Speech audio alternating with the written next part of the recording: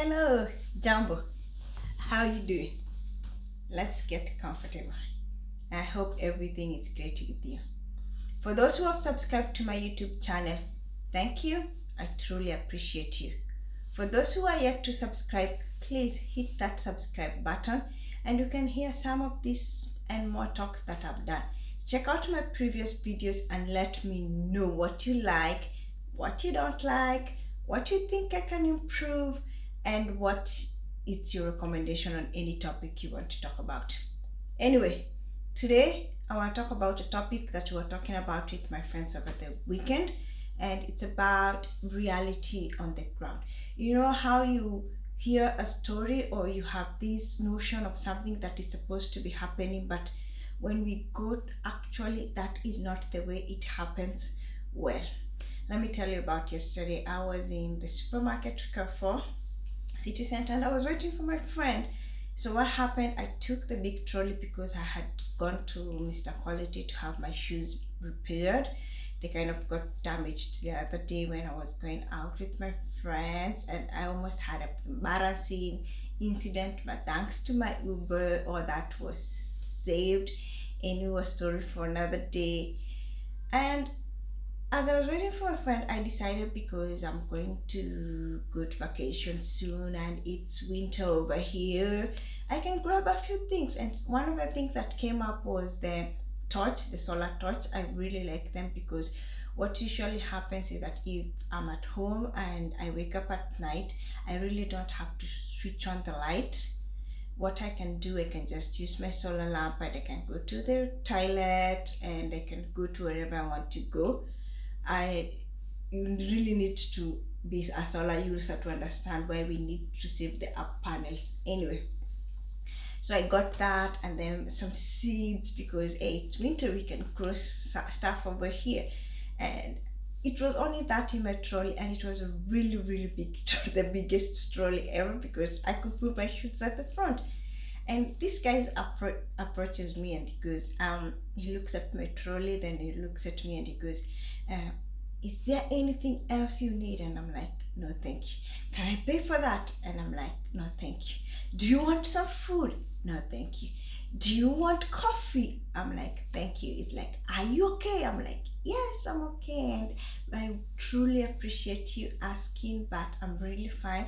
I'm just waiting for a friend and it's okay. Had a couple of chat and then got to know him a bit, and then we left, said bye.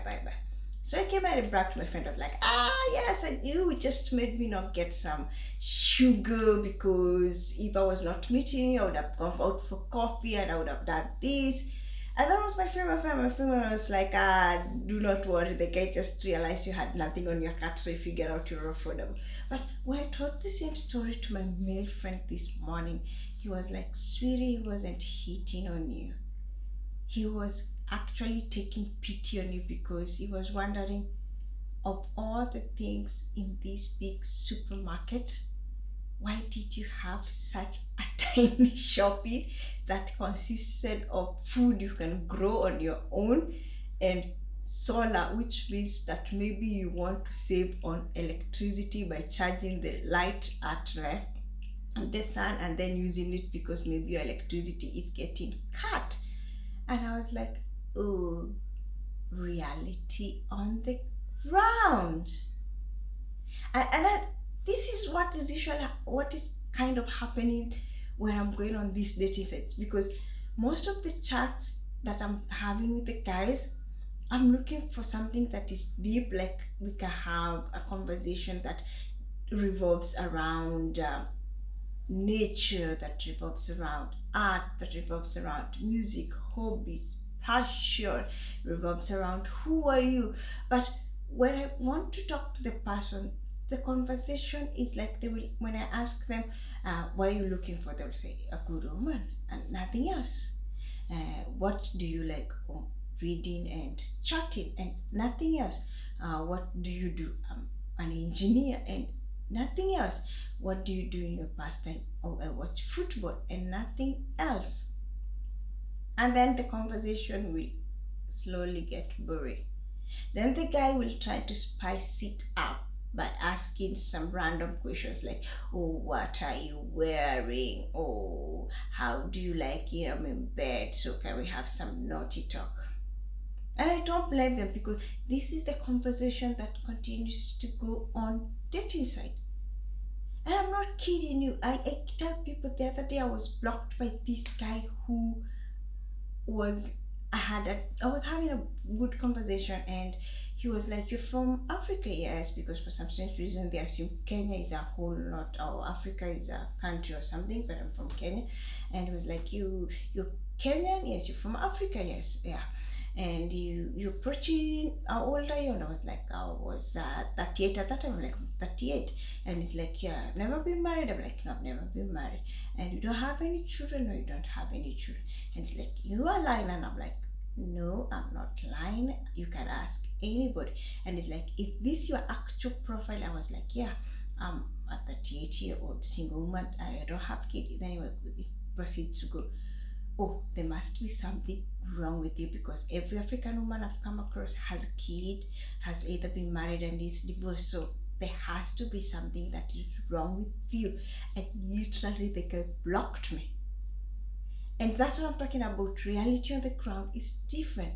So before we go and start judging something based on face value, like, oh, I've gotten some sugar, or oh, there must be something wrong with her because she's single and she's approaching 40, and yeah, she's never had any kid or never gotten married. Try and understand the story. Try and understand what this person wants, so that you don't waste each other's time, so that you don't make assumption. Like the other day, like I was telling you, my friends were making assumptions about the reality of how I live my life, or how everything should be.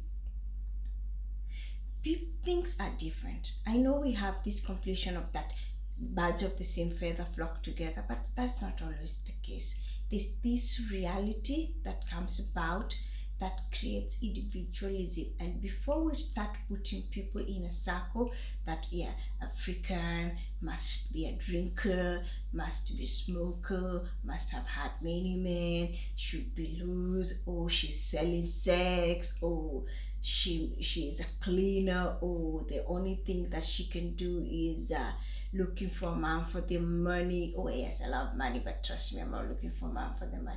Oh, she dates fellow African, I'm an interracial dater. So you get it. Reality is different. Let's get to the bottom, and the only way we can have this is deep conversation.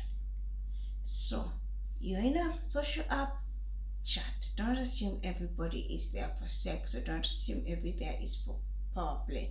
Maybe you are there for that. Let the other person know, so that you don't waste their time. You go for meet a person, or you go to make a new friends, or somebody approaches you, don't assume that they're hitting on you. They could be trying to help you because they saw your basket and figure out that this person could be in dire need and they have not eaten. That's why they want to grow their food. That's why they want the solar torch, so that they can save on electricity. Reality is different. Take time. I know we don't have time and we have this assumption, but please, before we start jumping into conclusions, understand the situation. It will enable us connect more deeply. Otherwise, I hope you liked the talk. Let's get each other next week. Have a fabulous weekend. And just because the restrictions are going down does not mean we assume that COVID is gone.